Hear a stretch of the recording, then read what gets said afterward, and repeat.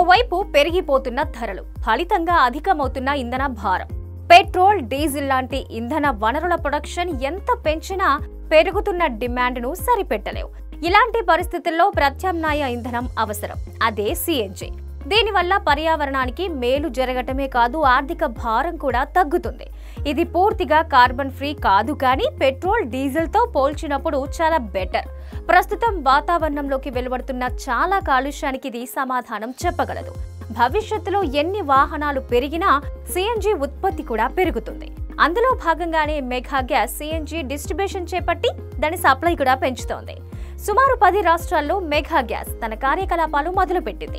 ఆంధ్రప్రదేశ్, తెలంగాణ, తమిళనాడు, కర్ణాటక, మధ్యప్రదేశ్, మహారాష్ట్ర, ఒడిశా, ఉత్తరప్రదేశ్, పంజాబ్, రాజస్థాన్ రాష్ట్రాల్లో 62 జిల్లాలకు తన వ్యాపారాన్ని విస్తరించింది.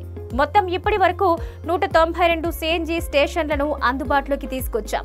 తెలుగు రాష్ట్రాల్లోనే ఇప్పటి వరకు 104 స్టేషన్లు నెలకొల్పింది మెగా గ్యాస్. ఈ స్టేషన్లు ఇంచుమించు పెట్రోల్ పంపుల మాదిరిగానే పనిచేస్తాయి.